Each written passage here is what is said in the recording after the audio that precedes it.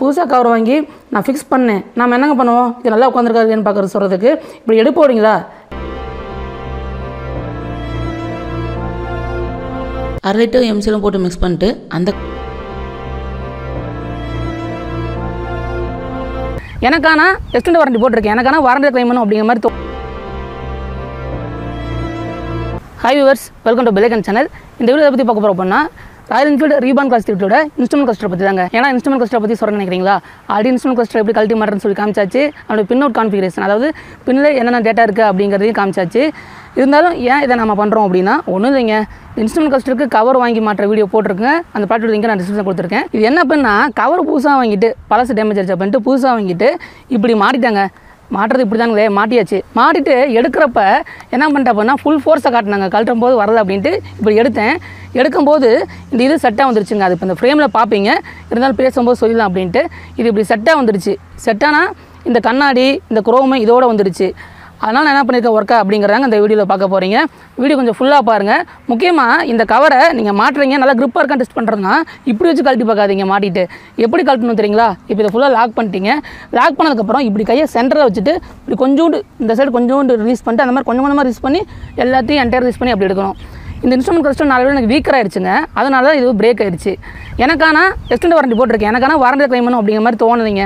அதனால் இதில் கம்போர்ட்டிவ் மற்ற ஒர்க்கெல்லாம் பண்ணியிருப்பேன். இந்த கிளிப்பிங்ஸில் பார்க்க இருக்கீங்க. சப்போஸ் நீங்கள் கேட்கலாம், நான் வந்து சென்டர் எங்கேயாவது பார்க் பண்ணுறேன், எங்கேயாவது போய் பார்க் பண்ணுறேன் அப்படின்னா அன்னோன் பர்சன் அதாவது இப்படி எடுத்துட்டாங்கன்னா என்ன பண்ணுறது அப்படின்ட்டு ஒருவேளை நீங்கள் அன்பிளக் பண்ணி பாருங்கள். டைட்டாக இருக்க மாதிரி இருந்தால் இதில் சின்ன சின்ன பல்ஜு வரும். அதை லைட்டாக தேய்ச்சி விட்டுட்டு அதுக்கப்புறம் நீங்கள் மாட்டுங்க. ஃபுல் டைட்டாக இருக்கணும் தேவையில்லைங்க, ஆவரேஜான டைட்டாக இருந்தால் போதும். ஏன்னா அன்னோன் பர்சன் இப்படி எடுக்கும்போது இப்படி விட்டாங்கன்னு வச்சுக்கோங்க, இதை வீக்கராக இல்லைங்களா இதனுடைய இந்த ஃபைபர் ஐட்டம் எல்லாமே, அப்போ ஆட்டோமேட்டிக்காக பிரேக் ஆகி கையோட வந்துடும். புதுசாக கவர் வாங்கி நான் ஃபிக்ஸ் பண்ணேன். நம்ம என்னங்க பண்ணுவோம், இது நல்லா உட்காந்துருக்காதுன்னு பார்க்குறது சொல்கிறதுக்கு இப்படி எடுப்பு போடுங்களா. எடுத்தேன், இன்ஸ்ட்ருமெண்ட் கிளாஸோட அந்த டாப் கிளாஸோட பிரேக் ஆகி வந்துருச்சுங்க.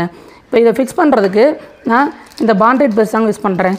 சரிங்களா, இதை அப்ளை பண்ணும்போது கரெக்டான முறையில் நம்ம அந்த லேயர் பார்த்து அப்ளை பண்ணிவிட்டு ஃபிக்ஸ் பண்ணிடலாம். இப்போ நம்ம இந்த கண்ணாடி வந்து அந்த பார்ட்டில் ஒர்க்க வரும் இல்லைங்களா, இந்த பார்ட் மேலே. அப்போ இந்த கவர்லேருந்து ரிமூவ் பண்ணி இந்த கண்ணாடி தனியாக எடுத்துகிட்டு அதுக்கப்புறம் தாங்க ஃபிக்ஸ் பண்ண போகிறேன். இந்த கவர் இருக்குங்களா, இதை வந்து கொஞ்சம் அப்படியே லைட்டாக ஸ்க்ராட்ச் போட அளவுக்கு எடுத்துகிட்டு அப்புறம் ஃபிக்ஸ் பண்ணிட்டு அதுக்கப்புறம் வேணால் மறுபடியும் கவர் போட்டுக்கலாங்க. க்ளூ எங்கே அப்ளை பண்ணுறேன்னு பாருங்கள், நமக்கு பார்த்தாலே தெரியும். அந்த ஒரு சின்ன இது மாதிரி நீட்டிகிட்டு இருக்குது, அது கீழே ஒரு பெட்டு மாதிரி வருது, அந்த இடத்துல கேப்பில் அப்ளை பண்ணுறேங்க. நான் சொன்ன மாதிரிங்க அந்த நீட்டிட்டு அப்புறம் கீழே ஒரு பெட்டு மாதிரி வருது, அந்த கேப்பில் போட்டிட்டேன். சில இடத்துல கொஞ்சம் நீட்டிட்டு எனக்கு கண்ணாடியில் உடஞ்சிருந்துச்சு, அந்த பீஸ் மேலே வந்து வாங்கிட்டேன். ஏன்னா சர்ஃபேஸில் வந்து கரெக்டாக ஃபிக்ஸ் பண்ணியாச்சு. ப்ரெஸ் பண்ணாலும் கொஞ்சம் நேரம் பிடிச்சிட்டு நல்லா காஞ்சி முடிச்சதுக்கப்புறமேட்டுக்கு என்ன தான் கரெக்டாக ஃபிக்ஸ் பண்ணாலும் ஒரு ஸ்மோக்கி மாதிரி ஃபார்ம் ஆயிடுச்சுங்க. அது எப்படி இந்த மாதிரி வேப்பர் லைட்டாக அடிச்சுன்னு தெரியலைங்க. ஆனால் நான் அப்ளை பண்ண கரெக்டாக அப்ளை பண்ணேன். இருந்தாலும் நான் சொல்லிடுங்க, இப்படி அப்ளை பண்ணும்போது இந்த மாதிரி ஒரு ஸ்மோக்கி மாதிரி கூட வந்து அந்த இடத்துல உங்கள் கண்ணாடியில் வந்து ஃபார்ம் ஆகலாம். இப்போ இந்த குரோம் செட்டப்பும் இந்த பிளாஸ்டிக் பையோட ஃபிக்ஸ் பண்ணுறதை பார்த்துருப்பீங்க. ஃபிக்ஸ் பண்ணிட்டு பார்த்ததுக்கப்புறமேட்டுக்கு இந்த இடத்துல கேப் தெரியுங்க, கேமராவில் தெரியுமான்னு தெரியுங்க. இந்த இடத்துல கேப் தெரியும், ஏன்னா சின்ன சின்ன பிளாஸ்டிக் பிரேக் பண்ணப்பட்டு தான் இது ஃபுல்லாக செட்டோட எனக்கு வந்துருச்சு.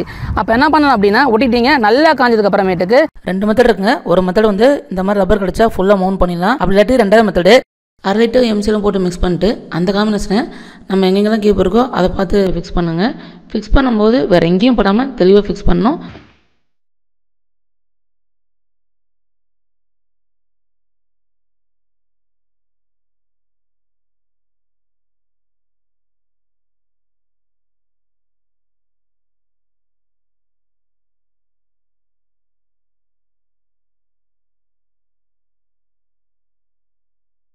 மிக்சிங்க இந்த 2 பீடிங் செட்டப் இருக்குது, அதுக்குள்ளே இந்த குரோமுக்கு பின்னாடி போய் உள்ள கேப் வருதுங்க, அதுக்குள்ளே விறக்கி விடுறோம். பார்க்க உங்களுக்கு மேலே அப்ளை பண்ணுற மாதிரி இருக்கும். ஆனால் அதுக்கப்புறமேட்டுக்கு லைட்டாக வச்சு மேலே அப்ளை பண்ணி லைட்டாக வச்சு உள்ளே இறக்கி விட்ருவோங்க.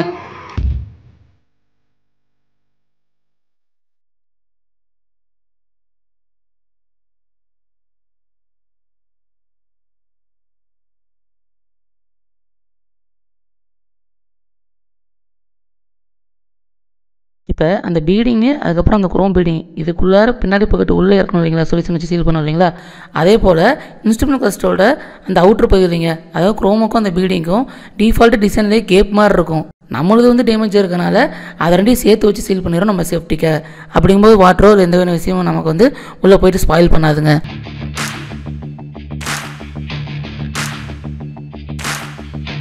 இந்த இன்ஸ்ட்ருமெண்ட் கிளஸ்டரில் இந்த குரோமுக்கு பின்னாடி இறக்கி விட்டு இல்லைங்களா அந்த மிக்சிங்கை, அதுக்கப்புறமேட்டுக்கு 2லேயும் மேலே பர மாதிரி வச்சு காமன் வச்சு சென்டரில் மட்டும் அப்ளை பண்ணிட்டோம். சென்டர் பிளாக் பண்ணிட்டோம் ஃபுல்லாக. இப்போ சென்டரில் அப்படின்னா ஒன்றும் இல்லைங்க, இது மாஸ்க் டேப் போட்டு பண்ணியிருந்தால் நல்லா இருந்திருக்குங்க. எங்களுக்கு கொஞ்சம் அந்த மிக்சிங் அங்கிட்ட இங்கிட்டும் வந்துருச்சு. அது தொடச்சிருக்கவங்களையும் ரொம்ப டைம் எடுத்துச்சு. இதே மாஸ்டே போட்டு அடிச்சுட்டு அதுக்கப்புறம் தான் இன்னும் க்ளீனாக இருந்திருக்கும். முக்கியமான விஷயம் இந்த பின்னாடி பகுதி இருக்குது பாருங்கள், பெட்டு மாதிரி இருக்குது பாருங்கள், இதில் அந்த மிக்சிங் பேஸ்ட் இல்லாத மாதிரி பார்த்துக்குங்க. சப்போஸ் இருந்துச்சு அப்படின்னா அந்த நம்ம இன்ஸ்ட்ருமெண்ட் கிளஸ்டர் உட்கார வைக்கிறீங்களா, ஆல்ரெடி வீடியோ பண்ணியாச்சு. நான் சொன்ன மாதிரி தான் நீங்கள் லிங்கில் போய் பார்த்துக்கலாம். அதை உட்கார வைக்கும்போது ஒரு ரப்பரைட்டு வரும், அந்த ரப்பரைட்டு மேலே பட்டுச்சுன்னா அப்புறம் அது பிடிச்சிக்கும். அதனால் இதை எல்லாத்தையும் நல்லா கிளியராகவே பண்ணிட்டு அதுக்கப்புறம் தாங்க ஃபிக்ஸ் பண்ணணும். அப்புறம் அந்த கவரும் நீங்கள் மாட்டிடலாம். கவர் மாட்டும் போது நான் சொன்ன மாதிரி தான் லைட்டாக தேய்ச்சி விட்டு அதுக்கப்புறம் உட்காராதீங்க.